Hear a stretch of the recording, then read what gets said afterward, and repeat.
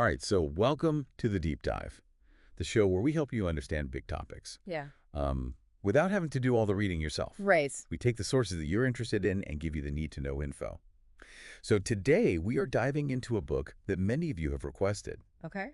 Psycho-Cybernetics by Maxwell Maltz. Yeah. This one is a classic for a reason. It is, and it is packed with insights about how your self-image shapes your life and how you can actually improve it. And to make sure we don't overwhelm you, Yeah. we are going to really focus on those core ideas today. Sounds good. Like overcoming negative patterns and learning to use your inherent drive for success to your advantage. I think people are really going to get a lot out of this one. Me too. This book offers such a fascinating perspective on personal development, you know? It digs into the power of our internal self-image, and then it actually offers practical pathways to create positive change. Okay, so let's start with this idea of the self-image. Now, this isn't about like physical appearance, right? Okay, exactly. It's deeper than that. It's all about this mental blueprint that we all carry around, this internal picture of ourselves. And this picture really directs our behavior, regardless of how we actually look on the outside.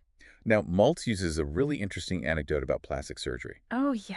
to really drive this point home. Right. He observed that you could have people who had, significant facial reconstruction, but their core personality didn't really shift that much. The real transformation happened when they addressed their inner face, when they worked on their self-image. So it's like fixing the foundation instead of just repainting the walls. Yes, exactly. Yeah. You can't just slap on a new coat of paint Yes. and expect the whole structure to be sound. You have to address those deeper underlying issues. Absolutely. Okay, so this internal face, this self-image, it really guides our actions. Right. And that brings us to the two important discoveries that Maltz made about the self-image. Right. So what's the first one? The first one is that all of our actions, our feelings, our behavior, our abilities, Yeah. they are all consistent with this self-image. We essentially act in ways that mirror who we believe we are. Oh, wow. And this happens almost automatically, regardless of our conscious will. It's like our self-belief is setting a limit Yeah. on what we can achieve. Yes, like a thermostat that's controlling our potential. Can you give us an example of this? Sure. So Maltz talks about this salesman who consistently earned around $5,000 a year. Okay. Now, it didn't matter what territory he was assigned to or what the commission structure was. He always hit that $5,000 mark. It wasn't until his perception of his own worth and abilities changed that his income actually went up. So his external circumstances were changing, but his internal valuation was holding him back. Precisely. Interesting. And what about the second important discovery about the self-image? Well, the second discovery, and this is really empowering, is that the self-image can actually be changed. Okay. It's not set in stone. We can reshape it at any age. Maltz gives all sorts of case studies of people, who are able to reconstruct their self-perception and completely change the direction of their lives. That's encouraging. It really is. It shows that we have way more control over our personality than we might think. Now, Maltz also talks about this success mechanism Yes. that we all have within us.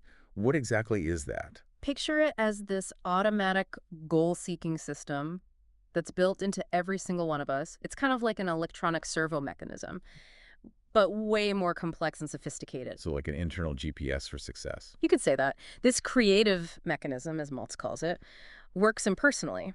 It's going to pursue whatever goals we set, whether those are goals of success and happiness or goals of failure and unhappiness. So we're setting the destination, Yeah, but this mechanism is doing the driving. exactly. And the thing is, we're wired to strive for objectives. It's in our nature. And we actually find happiness in that process. Okay, so we have this powerful system, but how do we actually direct it? That's where imagination comes in. Maltz says that imagination is the key to activating the success mechanism.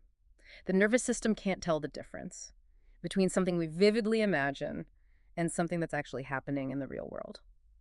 That's fascinating. Right. So how does that actually play out? Well, Maltz talks about studies where people mentally practice things like throwing darts or shooting basketballs, and they actually got better at it in real life. It's just from visualizing. Yep. Right.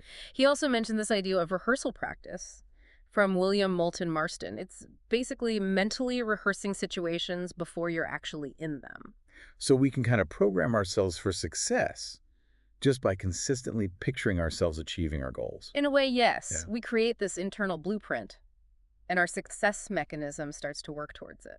Interesting. Now, Maltz also delves into hypnosis in the book, Right. but not in the mystical sense. How does he approach it? He sees hypnosis as a normal function of the brain, not something spooky or supernatural. He leans on the work of Dr. Theodore Barber, who showed that people could display hypnotic phenomena when they believed what the hypnotist was saying. So belief is really powerful. But before we can really install new positive patterns, there's this step called dehypnotization. Yes, this is crucial. What's that all about? Maltz says that we need to dismantle old false beliefs using reverse hypnosis. We've all been influenced by ideas we've accepted uncritically, like from advertising or from our upbringing. Okay. So it's about consciously challenging and getting rid of those limiting beliefs. So if we really believe something, Yeah. it has power over us, Exactly. regardless of whether it's actually true or not. Right. He tells the story about Dr. Adler, who used to feel inadequate, but he was able to become a sought-after speaker just by changing his beliefs about himself. Yeah. So our beliefs really shape our reality, They do. and many people struggle with feelings of inferiority. How does Psycho-Cybernetics address that? Maltz says that these feelings come from judging ourselves against external standards. Instead of our own unique standards, we're trying to be superior when we already feel inferior, which doesn't really make sense. Makes sense. It's like chasing a carrot on a stick that keeps moving further away. We need to redefine what success looks like for us. Absolutely. There's no such thing as a standard person. We're all individuals. And comparing ourselves to others is just a recipe for feeling inadequate. He even describes an experiment where students were made to feel like they were doing poorly on a test. And it actually affected their performance. So our beliefs about ourselves really do matter. They really do. Okay, let's talk about the interplay of effort versus imagination. Right. Maltz brings up Coué's concept here, right? Yes, Émile Coué observed that. Suggestions are most effective when they're given effortlessly. Effortless. And this leads to his law of reversed effort, which states that when will and imagination clash, imagination always wins. Interesting. So how does this apply to breaking bad habits? Well, Dr. Knight Dunlap did a lot of research on habits, and he found that trying to suppress a bad habit through willpower could actually make it stronger. Oh, wow. The best way to change a habit is to create a clear picture of the desired outcome, and then practice the new behavior without straining or forcing it. So it's not about fighting the old. Yeah. It's about embracing the new. Exactly. And relaxation is really important for all of this, isn't it? It is. Relaxation allows the success mechanism to function properly. Maltz suggests picturing yourself in a relaxed state to help you access those feelings more easily. I like that.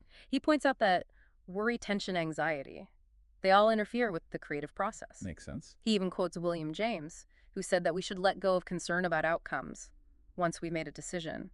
He also talks about Dr. William Osler's idea of living in day-tight compartments, which is all about focusing on the present moment to reduce anxiety about the future. So by relaxing and being present, we can let our inner guidance system take over. Precisely. Now, finally, how do we actually go about changing our self-image? It's not just about knowledge, is it? Right. Maltz says that real change happens through experiencing, not just intellectual understanding. So what does he mean by experiencing? He explains that the nervous system can't tell the difference between a real experience and one that is vividly imagined. He calls this synthetic experience, and it's actually used in clinical psychology to help people change their self-perception. So we can create new experiences in our minds, Yeah. and they will have a real impact on our self-image. Yes, and therapy can play a big role in this by providing a safe space for people to explore new ways of seeing themselves. So acceptance is key. It is. This has been a really insightful look at Psycho-Cybernetics. It really has. So for our listeners who want those key takeaways, let's recap 10 important points from Maltz's work. Okay, so number one, your self-image. That internal picture of yourself Yeah. really guides your behavior and abilities. Okay. Number two, all your actions align with this self-image, whether you're conscious of it or not. Makes sense. Number three, this self-image isn't fixed. You can change it at any point in your life. That's good to know. Number four, you have this automatic success mechanism inside you that works towards whatever goals you set for yourself. Okay. Number five, imagination is the key to activating that mechanism. Number six, the power of hypnosis and self-suggestion. really comes down to the power of belief. Right. Number 7, you need to overcome those limiting beliefs, what Maltz calls dehypnotization, before you can create new patterns in your life. Okay. Number 8, feelings of inadequacy usually stem from comparing ourselves to others instead of our own internal standard. Got it. Number 9, relaxation and being present allow your success mechanism to work more effectively. And finally, number 10, real change happens through experiencing, both real and imagined. Fantastic. So those are 10 key insights from Psycho-Cybernetics to help you understand the power of your self-image. Now, for you, the listener, think about one area of your life where your self-image might be holding you back. What new story can you start telling yourself to create a better reality? We encourage you to keep exploring these ideas from Maltz's work and see how you can apply them in your own life. Thanks for joining us for this deep dive into Psycho-Cybernetics. We'll see you next time.